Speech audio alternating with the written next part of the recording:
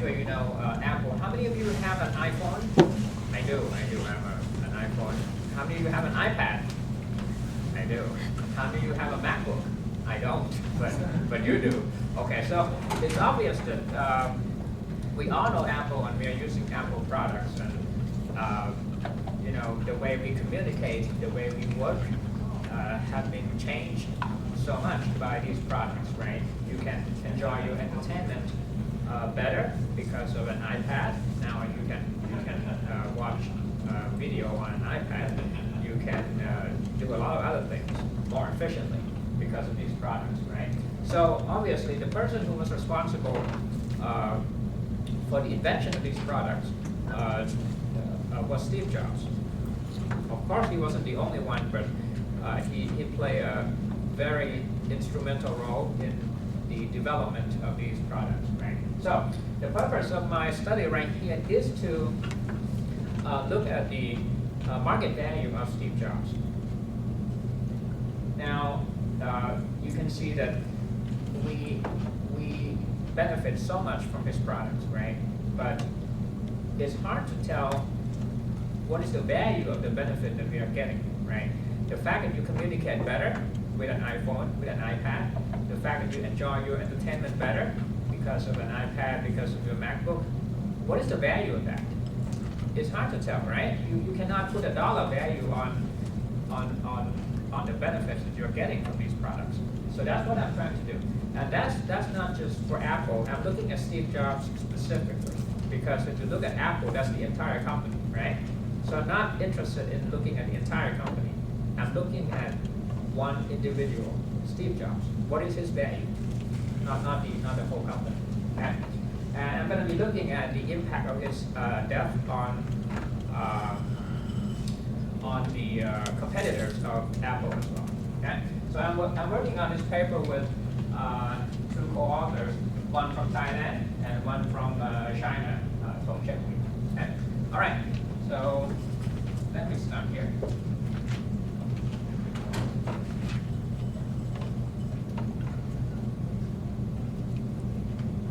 So the last quarter of 2014, Apple reported $18 billion in profit. That was the biggest profit ever reported by a corporation. So this is one of the most successful companies we have ever seen. Okay. Just to put in perspective, $18 billion is, I think it's like a GDP of state of North Dakota or something. So that's a lot.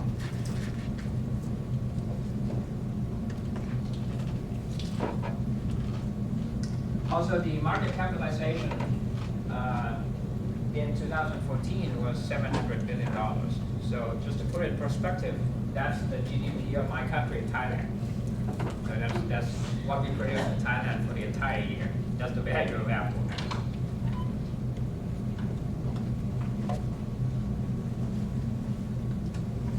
So this is what I was talking about. I'm trying to find the value of Steve Jobs. And you know, there's a saying that you don't appreciate something until you lose it.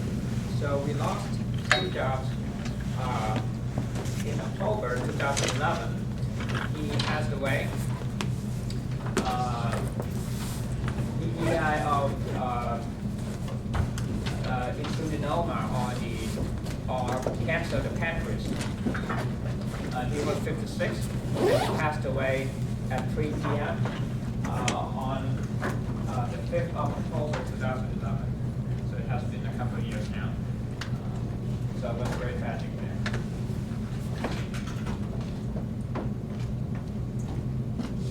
So, before I continue, I would like you to guess, what do you think should be the value of Steve Jobs? Okay?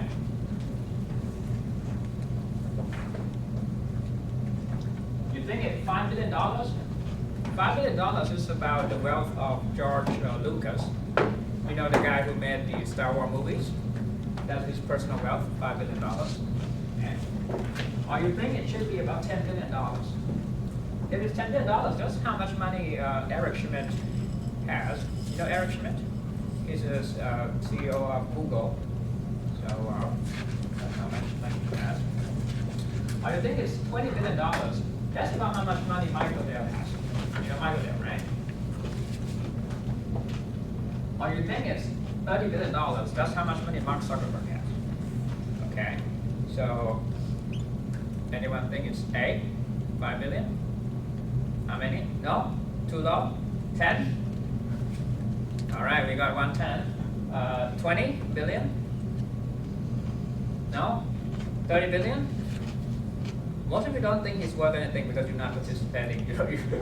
So it's zero. For those of you who don't say anything, it's worth zero. Or so keep that in mind. I just want you to guess from the beginning and see if your guess is correct after I show you the results there.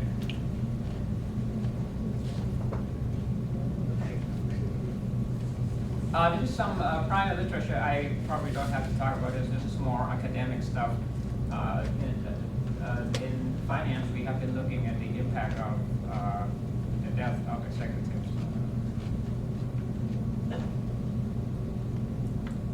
We collected the stock return data from Chris. I'm going to be looking at the competitors of Apple, right? And every company has a specific, what we call SIC code, standard industry classification. So what I'm going to do is I'm going to look at the companies that have the same SIC code as Apple, and I'm going to consider them Apple's competitors because they operate within the same industry. From CompuStat, and we're going to be using an event study methodology. So I'm going to explain the methodology right here. I have a little picture right here. But before we go there, let me show you something else.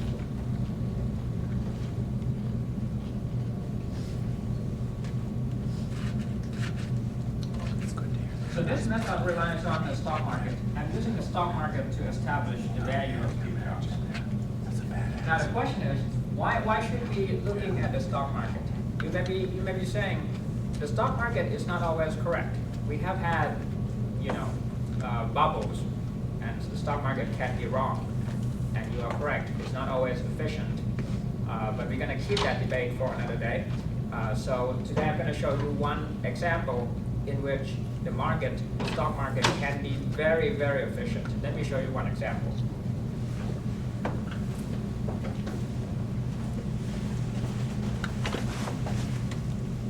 This has to do with the explosion of the space shuttle Challenger in January 1986. Some of you may be too young to remember, so let me refresh your memories with this video clip. 21 seconds, and the solid rocket booster engine gimbal now underway.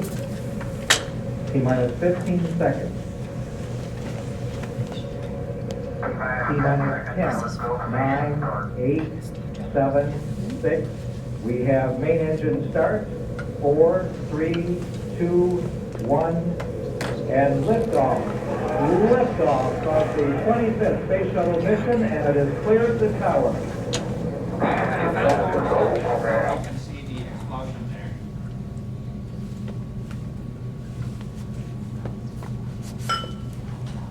I think it's around here. This morning, it looked as though they were not going to be able to get off.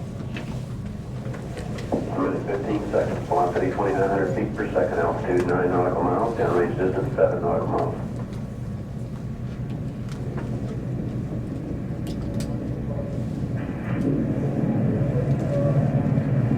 Okay, so this space shuttle was launched in January 1986, and upon launch, it exploded in air. Okay, and you may be wondering, what does it have to do with finance? This is science and engineering, right? So let me show you. Finance is everywhere, wherever you look, even in science and technology.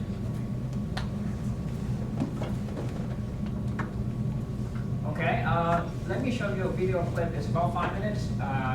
This is a video clip from MIT. We're going to look at Professor Andrew Lo. He is a professor of finance at MIT. He's going to explain how the explosion of this space shuttle is related to the stock market.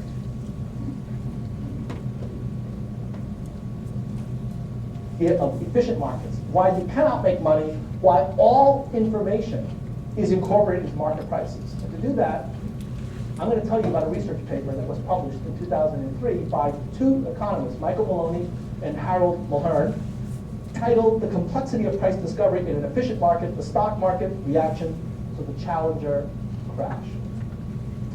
Now, this is a rather somber subject. It has to do with an event that occurred on January 28, 1986 at 11:39 a.m. At that time, the Challenger space shuttle exploded before our very eyes. Apparently, one of the booster rockets ignited and destroyed the space shuttle. 11:47, the space shuttle was reported to have exploded. It came across the newswire. 12:17, Lockheed, which was one of the contractors that built the shuttle, had no comment. 12:52, Rockwell International, another one of the vendors that built parts for the space shuttle, they had no comment. This is all through the newswire. And over the course of the next several months, a presidential commission was impaneled to study what happened with the space shuttle explosion. And many of you know the physicist Richard Feynman was on that panel and wrote a dissenting opinion about what happened. But the bottom line, after all the dust settled, was that in June of that year, so about 6 months later, there was a report that was produced that showed that it was an O-ring, a piece of rubber around a booster rocket that ended up becoming brittle.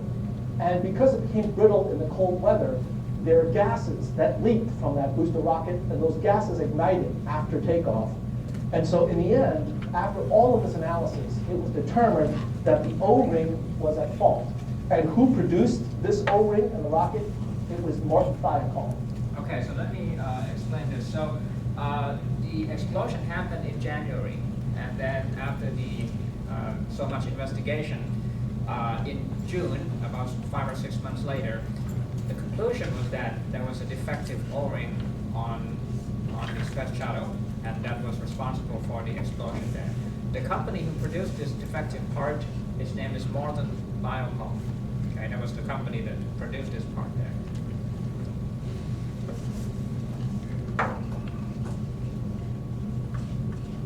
They were the culprit, or the weak link in all of this, according to the study. Now, this was on June 9th, 1986. Let me show you what happened to the stock prices of all of the different vendors for space shuttle parts right after the explosion on January 28th, 6 months earlier. So let me show you a graph. There are 4 vendors: Lockheed, Martin Marietta, Rockwell, and Morton Thiokol. And these are the tick-by-tick price changes, all normalized to start at $1 at the very beginning of the sample, which was at 11 o'clock, or 11:39, when the shuttle exploded, okay? So this is where we start. We all start with them at $1. Within minutes of the explosion, I'm talking minutes now, not 9 months or 6 months. Within minutes, we see that the stock price that gets hit the hardest is Morton Thiokol. All of them get hit. But by 1 o'clock, Morton Thiokol's price is down below all the others. And this is all normalized so that they all start off at 1. So it's not difference in scale. I rescaled them. And moreover, at the close of trading on that day, the only stock that was down significantly, the only one, was Morton Thiokol. They had to stop trading in that stock because it was down so far. This happened in less than 6 hours. It took the commission 6 months to come up with the O-ring and Morton Thiokol. Now, if you look at this, you don't see an O-ring, but you see Morton Thiokol.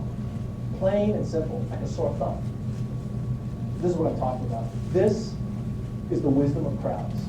This is why when you look at market prices, you should look at them with a certain degree of awe and respect. It's because it aggregates information like you wouldn't believe. It's phenomenal. So this is what economists like to trot out and say, see, I told you so. This. Okay, all right. So the reason I'm showing you this video is to let you know why I'm using the stock market as a tool to establish value, because it can be very powerful. Imagine it took the commission 6 months to reach this conclusion. What was responsible for the explosion?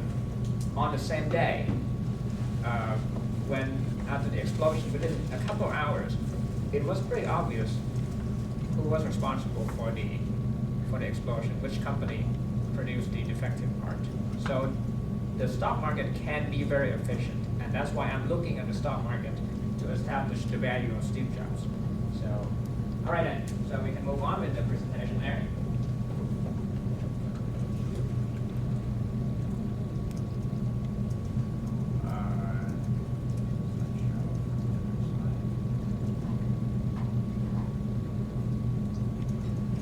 Before I continue, let me explain the event study methodology a little bit. So let me explain this. This is the timeline. This is the event date. This is the day when Steve Jobs passed away, right? And well, I would like to see the impact of his death, right? What do we do? You may say, well, we're going to be looking at the stock price of Apple on the day that he died. You could do that, but that would not be accurate, because the stock price on that particular day can be influenced by so many factors, not just his death, right? There could be a number of factors there. So we try to find a way to isolate the impact of his death on the stock price on that particular day. So this is one method that has been invented. It was invented 40 years ago. So what we do is we go back in time, 300 days, and this is 46 days before his death. This is what we call the estimation period. And then over this period, we can run this regression right here. So we run, now this is the return of the market. This is the return of Apple, right? So when you run this regression, it's telling you that if the market return changes by 1 unit, the stock return of Apple would change by how much, right? This is the regression that we can run. And then on this particular day, the day that he died, we know the movement of the market on that particular day, right? So from here, we can substitute the market return into this equation, and then we can estimate the return of Apple on that particular day, the hypothetical return. So if Steve Jobs had not died on that day, what would have been the stock return on that day? Using this equation right here. That's what we call the predicted return. And this is counterfactual because it didn't happen. It would have happened if Steve Jobs had not died, but he did die. So this is the counterfactual. This is what we call the predicted return. And then we look at the actual return of Apple on that date. Find the difference between the actual return and the predicted return. The difference is what we call the abnormal return. This abnormal return can be attributed to his death. So this part is specific to his passing away. This is what we call the abnormal return. So on each day, you have an abnormal return. And then when you add up these abnormal returns over a period of time, we call it the cumulative abnormal return, or CAR, okay, CAR. This is one example here. If you are in an acquisition, merger and acquisition, when you are a target of an acquisition, when there's an announcement, then you can see that there's a jump in the stock price right there. This is the announcement date, event date, and you can see that this is an event study. You can see the impact on the stock price right there. Very obvious.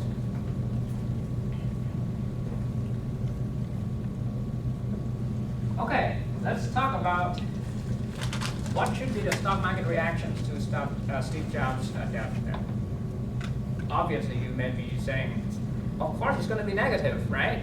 Apple lost Steve Jobs, then the market is going to react negatively.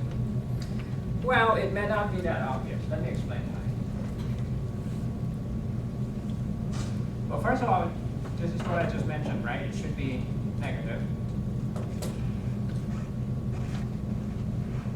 The market reactions may not be significant. Why? Well, his death might have been anticipated, at least by some investors. Imagine he had cancer for many years, right? He had cancer for many years. He almost died of cancer a few years earlier, okay? He died in October. In August, he made an announcement that he would step down from the CEO position. What does it tell you? It tells you that the illness was very serious, serious enough to make him step down as a CEO. So imagine if your friend has had cancer for many years, and he's quitting his job. Deep down, you know that he's probably dying, right? And if you're an investor, you probably anticipate, at least some investors probably anticipated that his death was probably on the way. So if it was not a surprise, then the stock market reactions should not be significant. This is what I just mentioned. He stepped down from the CEO position. Also, in October, Steve Jobs was not working for Apple anymore. Tim Cook was the CEO. So the stock price at that point in time, on the day he died, it should have reflected the value of Apple with Tim Cook in control. So Steve Jobs should not have had anything to do with Apple, at least, officially. Okay, table 1, if you have a copy of the paper. Oh, I forgot to.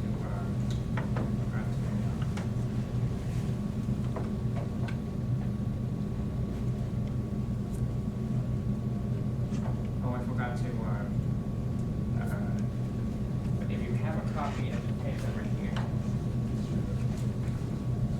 let me show you the.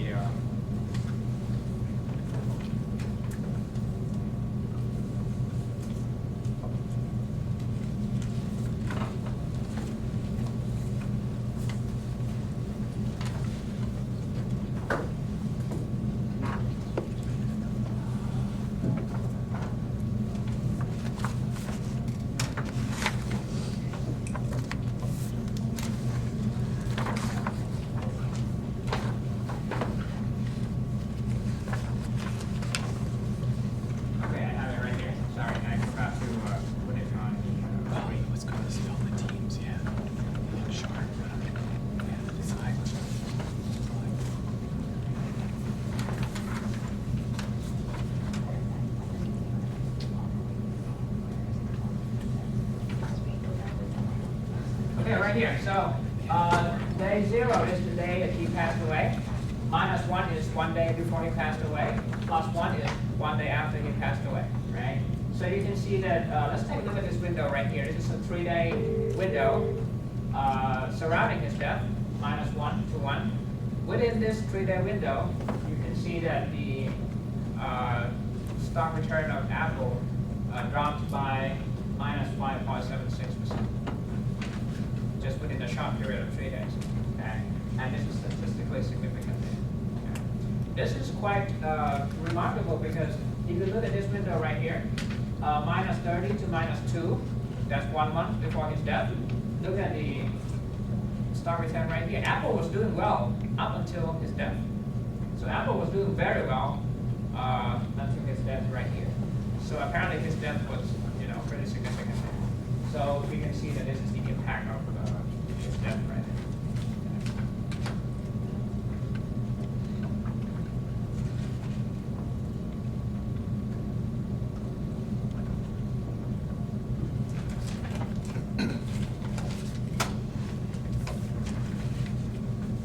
All right, so there was an interesting event, his fake death.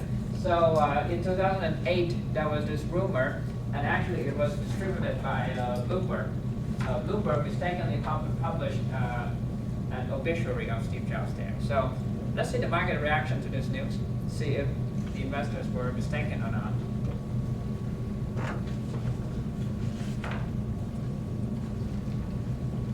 This is the impact of the inaccurate report of his death, and you can see that nothing is significant there.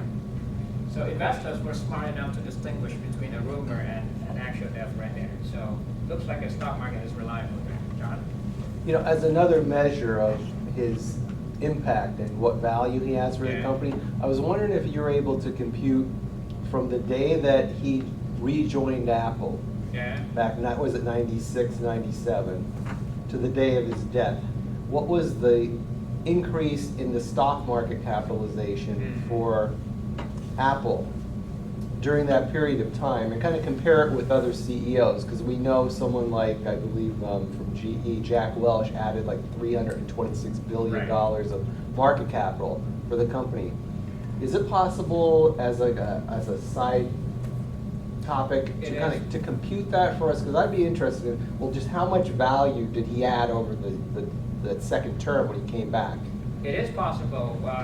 One problem with that approach is that the increase in the value may not be entirely attributed to that particular executive. There are multiple factors right there. So the challenge would be, how do you isolate the impact of this one executive? Because there could be a number of factors that you have to do a lot of, you have to control for a number of factors there. So it can be done, but the challenge, it could be challenging in terms of isolating the impact of that executive there.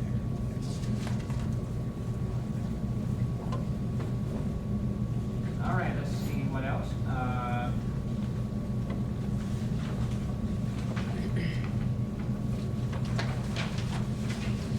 What do you think should happen to Apple's competitors? Let's say you are a competitor of Apple, right?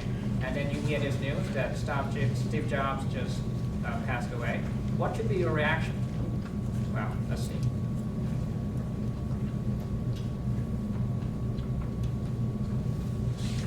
I have 200 competitors right there. 201, actually.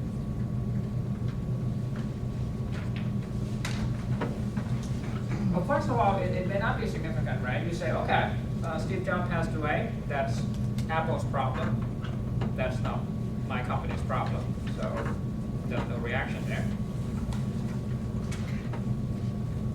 Second, you may say, well, Steve Jobs has passed away, so Apple is going to be weaker. If Apple is weaker, we're going to compete with Apple more effectively, more successfully. So the reaction should be positive. You should be glad. Well, but if you look carefully, it may not be that obvious. Look at Apple right there. It has been very successful. Has it been successful because it takes somebody else's market share? Not really. Before the arrival of the iPhone, what was the market for smartphones? Nothing, right? There was no market for smartphones before the arrival of the iPad. What was the market for tablets? Non-existent, right? So Apple has been growing not because it's taking somebody else's market share. It created its own markets, right? And when you have a new market, actually, your competitors ought to benefit from the new market right there. So you may be thinking, well, Steve Jobs is not around anymore. Apple is not going to create new markets as well as it did before. And as a competitor, I may be in trouble too, because I'm not going to be able to take advantage of these potential new markets there. So the effect could be negative as well. So it's not that obvious. Okay. Let's take a look at the market reaction here.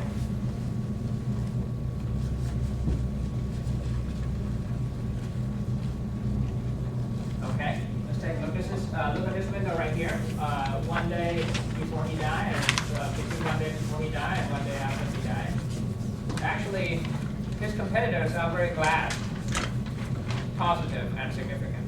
So if you are a competitor of Apple, upon hearing the news of his death, you go, that's great. So this is a very positive market reaction there. So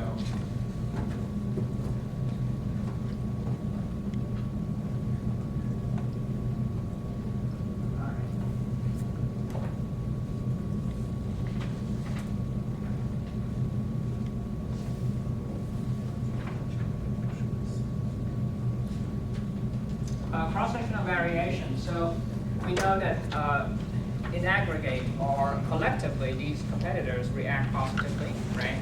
But now, not every company has the same reaction. Sometimes it's positive, sometimes it's negative, sometimes it's insignificant. So we're going to be looking at a cross-functional variation here.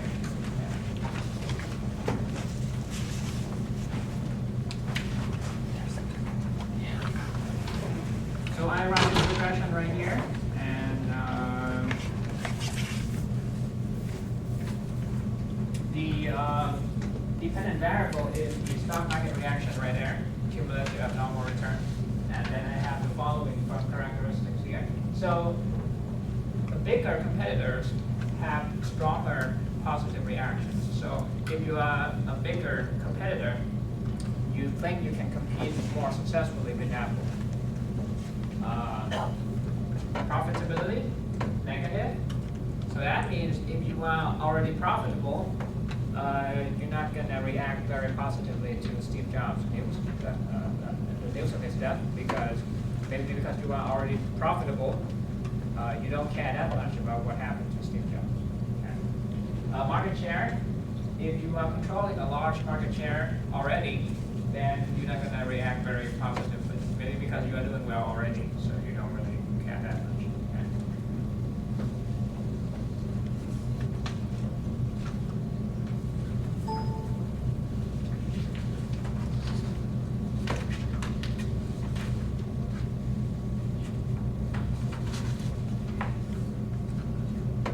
Now, the next question that I think is very interesting is,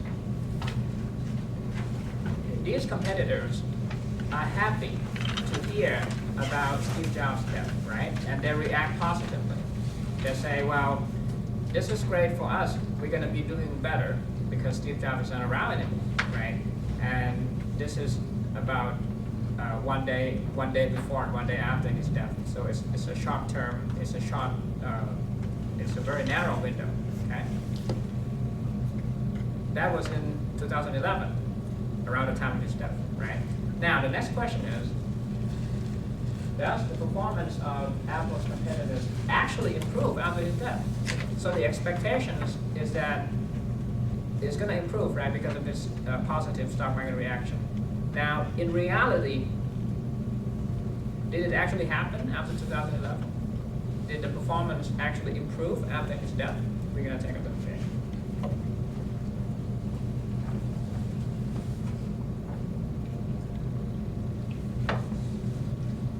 Table 5 right here. So I'm looking at two measures of performance, stock return, okay, and the ROA, okay. So I run the following regressions, and I have these control variables, right?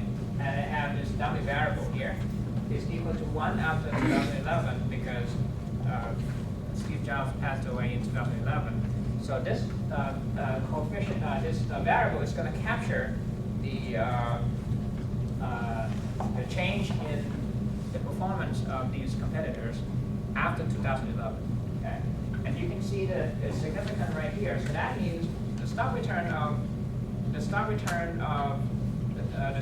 of these competitors actually improved after 2011.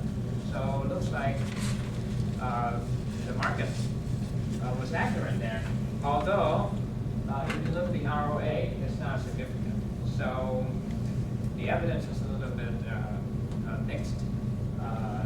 In terms of stock returns, you see a significant improvement there after 2011, but this is not significant right here.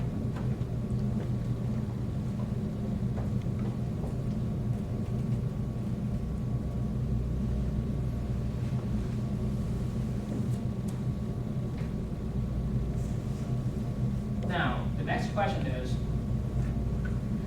just because you see an improvement after Steve Jobs' death, does it mean that there is a causal relationship? Is it because of Steve Jobs' death? Maybe you see this improvement in performance could be attributed to something else. Maybe, there are some other reasons that explain this performance improvement. So it may not be related to Steve Jobs. So I'm going to run one more test.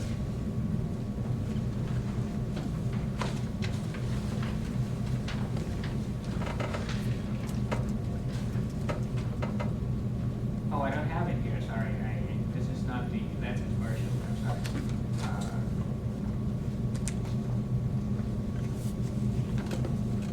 Yeah, I don't have it here. It should be in your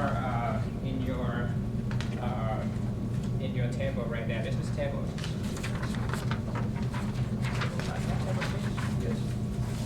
It's table 6, okay, I'm sorry, I don't have it on the screen, but you should have it in table 6 right there. So what in table 6, you see that I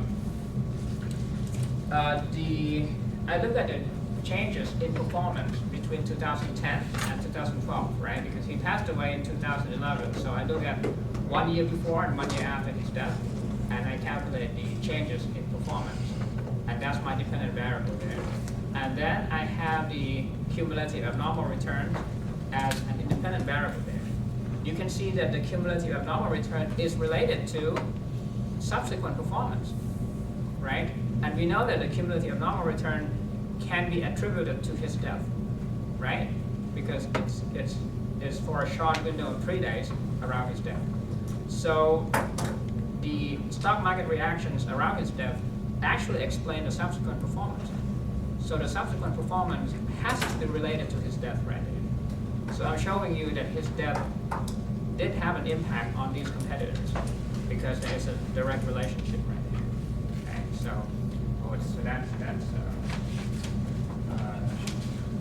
that's what we found.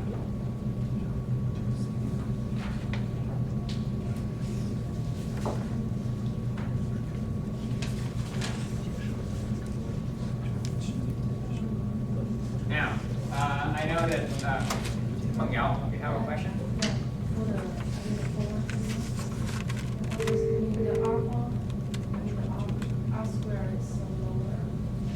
Good question. Good question.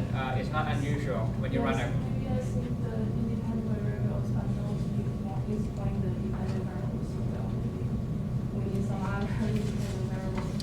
Good question. I think when we run a regression, I think the algorithm is maybe 7% or something. When you run a cross-sectional regression, the R square is not that high. It's normal to have a low R square. Now, if you want to have a high R square, you have to do it right here. This is why we run a fixed effects model here. This is getting a little technical, but because we got this question, so let me spend some time on it. This is what we call a fixed effects regression right here. When you run a fixed effects regression, you're not looking at the cross-sectional variation. You look at the variation within the same firm. So we have panel data, right? So it's cross-sectional time series. So when you run a fixed effects regression, you control for this, you ignore the cross-sectional variation, and you look at the variation within the same firm right there. And if you do it that way, you're going to get a very high R score right here. The cross-sectional variation, you can't get a very high R square right there. But if you do the within firm variation, you get a much higher. Good question, though. Now, let's take a look at some interesting companies. Google. Do you think Google is competing with Apple? In what way? In what way is Google competing with Apple? Android versus iOS. Anything else? Wearable technology. Wearable technology, okay. Anything else? You can say that Google is a competitor because actually a few years ago, Eric Schmidt from Google was sitting on the board of directors of Apple, and then at one point he resigned, he quit.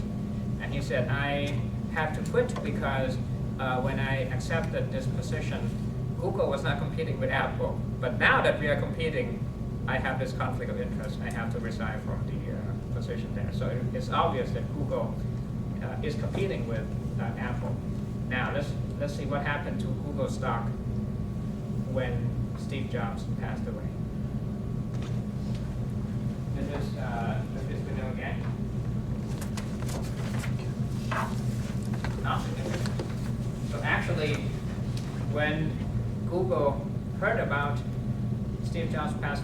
Steve Jobs' death, then Google said, so what?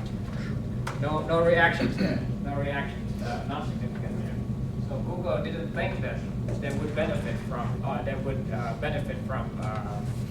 Steve Jobs' death. I would be interested in knowing about Samsung.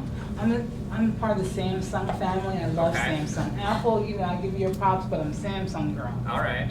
all day. So is Samsung, are their results there as well? Samsung, unfortunately, is a Korean company, so I don't have the data. I have the data for the U.S. company.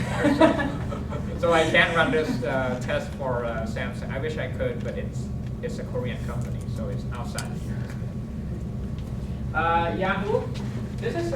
I'm a little surprised by this because the stock market reaction from Yahoo. Yahoo was very glad when Steve Jobs passed away. Actually, it's not clear to me why Yahoo would be happy. Yahoo, is it competing with Apple? What does Yahoo do? Yeah, so it's not obvious, but for some reason the stock market reaction is very positive for Yahoo right here. So apparently Yahoo said, okay, good news, Steve Jobs is not around anymore.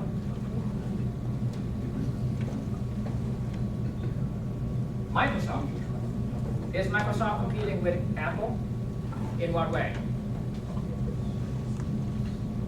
The operating systems, mobile, Windows Mobile and iOS, right?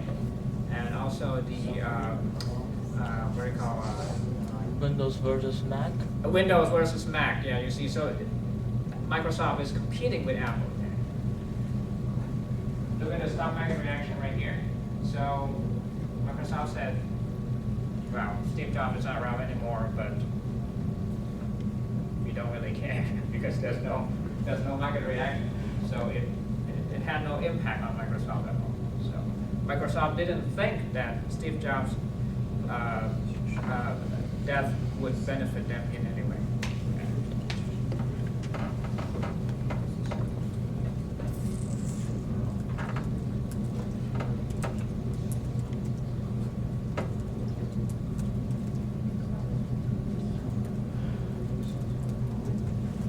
All right, so from the stock market reaction, the stock, you can see the reaction, right? It's negative 5.76. I multiply that by the market capitalization at the time, 2011. The market capitalization for Apple was $353 billion. So the value of Steve Jobs is about $20 billion. So upon hearing about his death, the stock return of Apple drops by 5.76%, which translates into about $20 billion. So that's the value of Steve Jobs. So I put the value of Steve Jobs at $20 billion. Okay. To put it in perspective, his personal wealth was $8.3 billion. So Steve Jobs was severely undervalued there because if you measure the value of someone by how much money he has, then he was severely undervalued. His true value should be about $20 billion, but he got only $8.3 billion. So it's not that much, just $8.3 billion.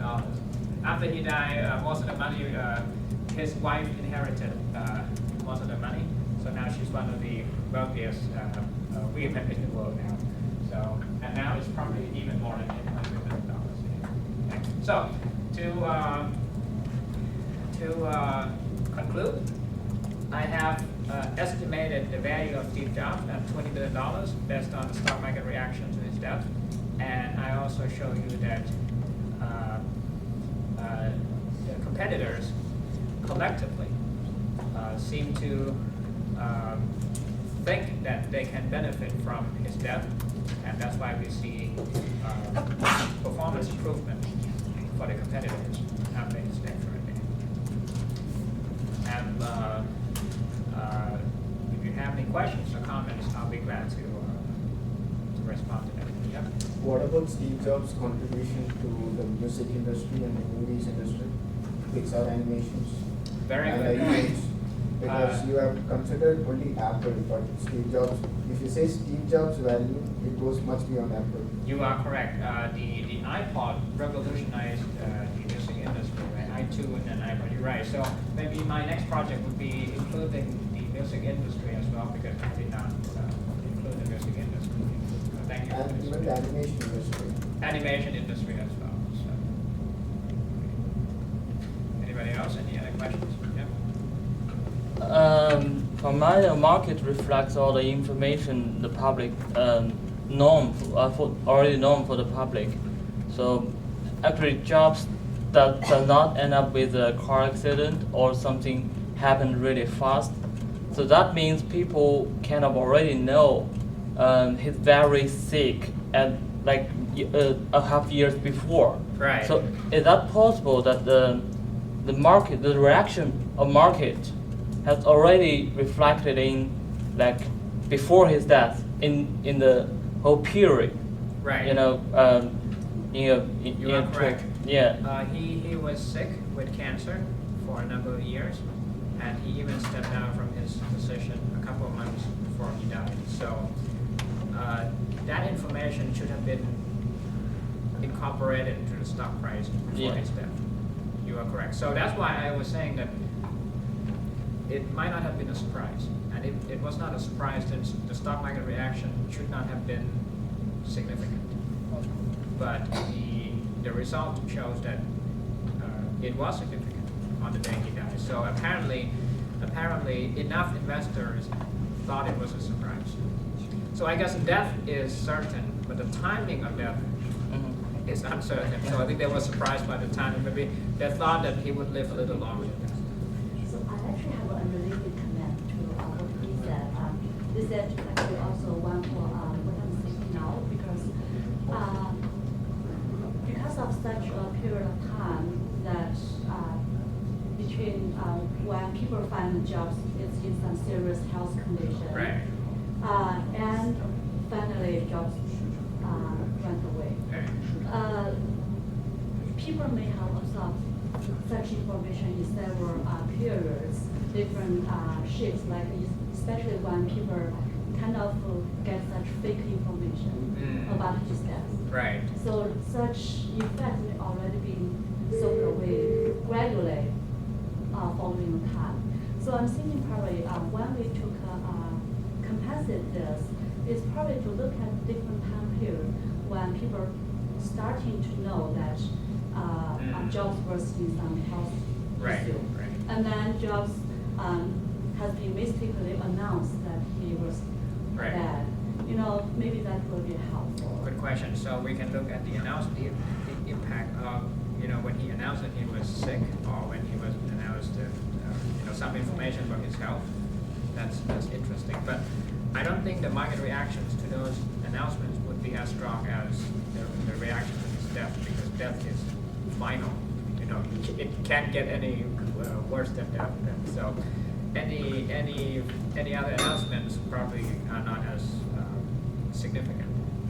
And also, I actually have another comment about another thing. Sorry, maybe also related to the research method here, because when you look at the variation between different cross-sectional effects on the job stats on those competitors, I just wonder if it's possible to divide those different companies into different sub-areas based on what they are really doing now. Right. Because that may show us some different information we don't really know from here, especially considering the past several years we are in such a big economic cycle. Right. So it may have, so many factors can come into play. So it might be helpful to just look at different areas of those companies. Right. Good question there. So we can divide these competitors into different subgroups. We can. One problem is that I have a total of 201 competitors, and if you divide them further, you probably have a group of 30, 40, not too many companies there. When you run a regression with such a small sample, the conclusion may not be so reliable. The standard errors would be pretty significant. So my thinking is probably you can kind of do the average of those different category of the. Okay. So it might kind of resolve the issue. I see, I see. Good suggestion. Thank you, thank you. Any other questions or comments? We still have maybe a few more minutes. No? Okay, thank you. Oh, How further back are we going for the estimation period? the estimation period is 300 days before his death to.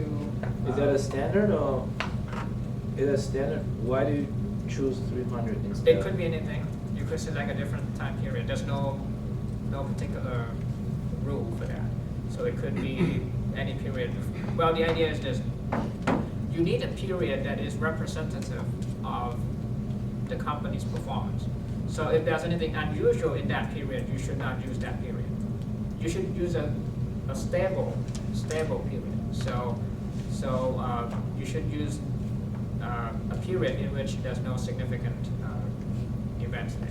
What if his illness coincide with this announcement of his illness?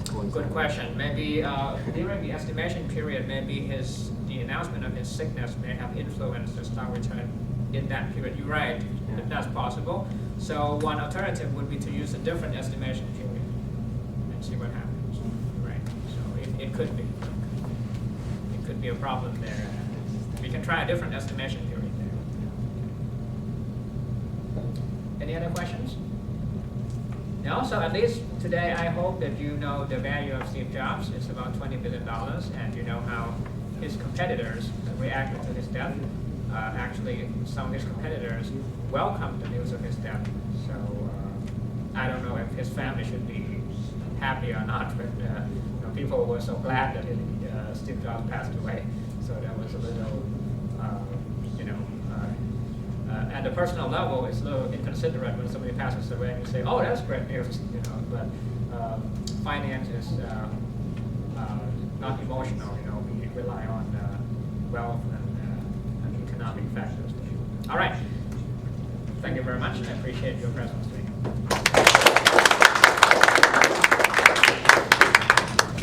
Please sign your name here. Finance currently, they're sitting on more money than they're having the corporation. $1.5 billion in cash. Currently. Yeah, that's where it's at now. So Tim Cook is giving dividends, Steve Jobs